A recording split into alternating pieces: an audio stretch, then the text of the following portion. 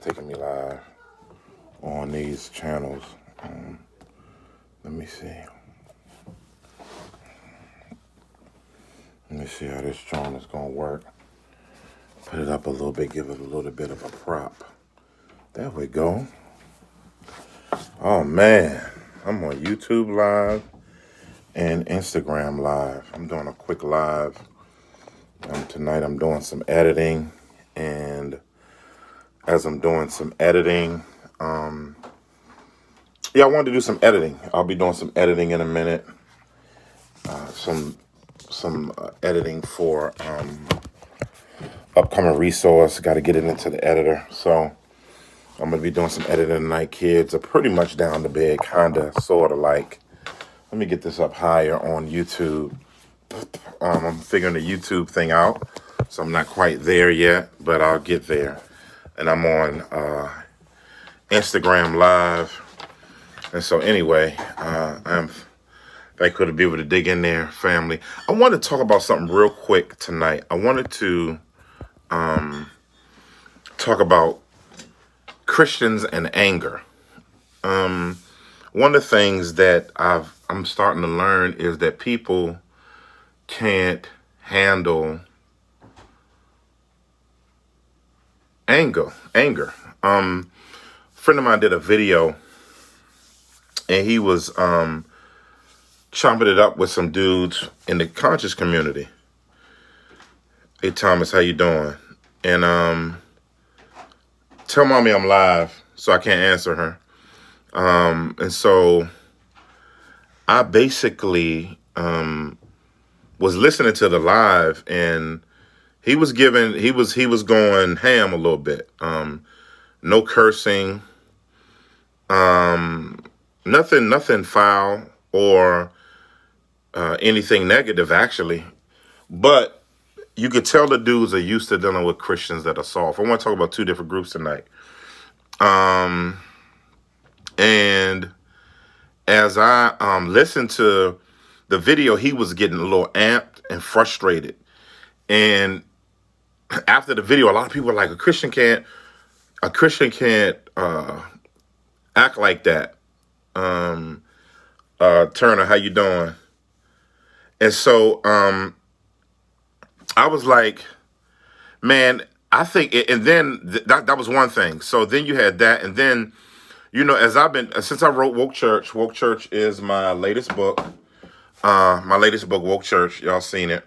And so Woke Church, I wrote the book, and I was, and I got a lot of pushback on that book, and people were like, now it's different. The things have changed, and I'll talk about that in a second. But I've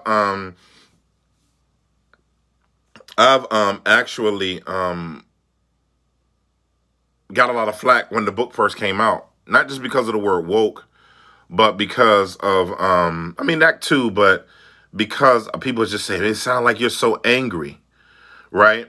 And I was just like, I was like, at first, particularly being a black man, one of the things that you are sensitive to is, I'm a bearded black man. Oops. I don't know why that turned around. Being a bearded black man, sometimes you can be viewed as a threat. A dark-skinned, bearded black man, and a little bulky. And so people can kind of look at you some kind of way, when you're a big Negro, and so one of the things that I was like, man, one of the things you try to do sometimes as an African American is you're trying to tone down, and as a Christian, you're trying to tone down people not perceiving you properly. So, and what I mean by that is perceiving you to be, for white folk, you're trying to not be perceived as a black person that is intimidating, because the most intimidating, the most challenging thing that people can experience is being intimidated by black people. I don't know what it is about black people, particularly black men, that people are very, very intimidated by. On the other side, there are groups out there that are black that are against Christians they can't handle a manly black man. Now, um, and so when you're a manly black man and you stand up and you're not a sucker, we're not talking about we trying to knock cats out.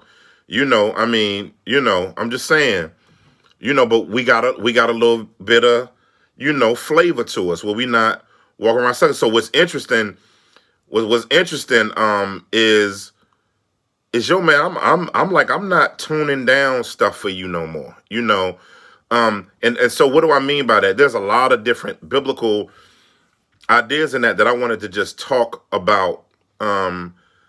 People fearing my melanin, fearing my melanin, and then people thinking there ain't no men in the church they think all men, Christian men are soft, and we not trying to out here prove that we thugs and that we'll knock you out, but we are trying to show that like we not no pushover type cats, and so because we not no pushover type dudes, that comes off as not meek and lowly. But then they say, well, you supposed to be, it's funny. Everybody know what they don't like Christianity, but they have such a great idea of what you should be like, right? They like, you shouldn't be being like that. Aren't Christians supposed to be?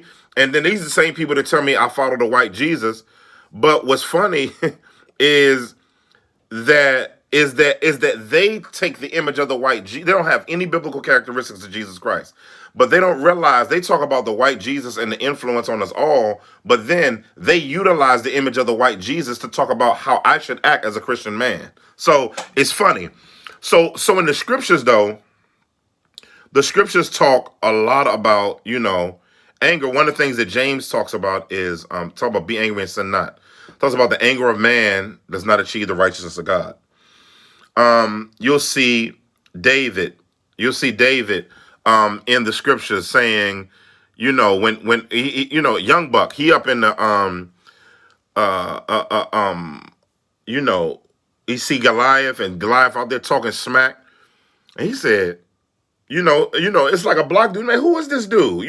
Who is this uncircumcised Philistine that would taunt the armies of God, right? And so in other words, he was like, nah, man, you're not gonna come off like that. You're not gonna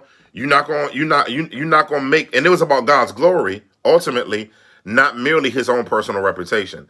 And so a lot of times people don't realize that it's okay to get frustrated and angry about something if it has to do with absolutely it's being perpetuated through false ideology. You're supposed to be angry about that. Matter of fact, Jesus in Matthew and in Mark, it talks about him cleansing the temple, kicking over tables. Like people don't have that people don't know about Jesus with that type of energy. You know what I'm saying? and so because people aren't used to a Jesus with that kind of energy, that's called righteous anger, right? And it even quotes an Old Testament verse out of Isaiah. Says, and the zeal of the Lord, it said his disciples remembered that it says, and the zeal of the Lord consumed him. What is zeal? Zeal is passion. So his passion for Yahweh, basically, consumed all you people up on, I see y'all up on YouTube. Please smash that like button and please, not only that, subscribe. I'm gonna be putting on more content on this platform. But yeah, and then the other side, you see, now one of the most slept on verses in the Bible is in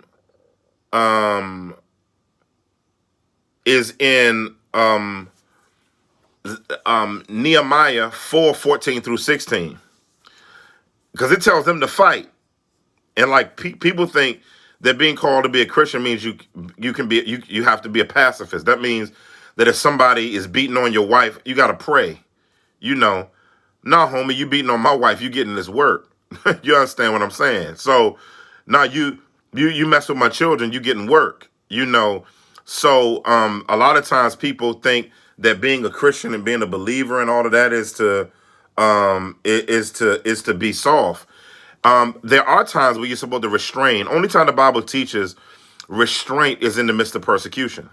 Okay? If it ain't got nothing to do with persecution, it's open season. You understand what I'm saying? And so why am I saying all of this? I just think it's important that we have a right view of biblical anger.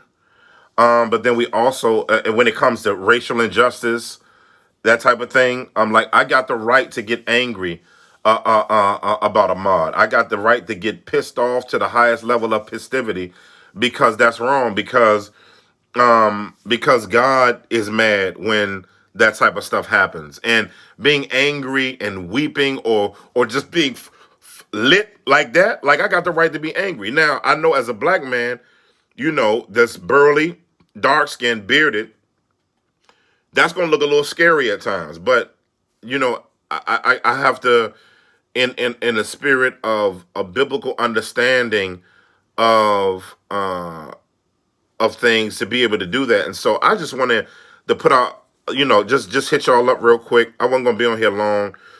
I have some edits to do, but it's nothing wrong with being angry as a Christian, as long as that anger is righteous anger. What is righteous anger? That's right, sis, Catrice. That is angry at sin, angry at brokenness, angry at injustice. I have a right to be angry at injustice. People say, "Why are you so angry?" In other words, they act like anger doesn't come from a place of intellectual assessment of what happened. Listen, true anger comes from knowing what happened, but also feeling what happened. And if you're entering into if you're entering into the reality of engaging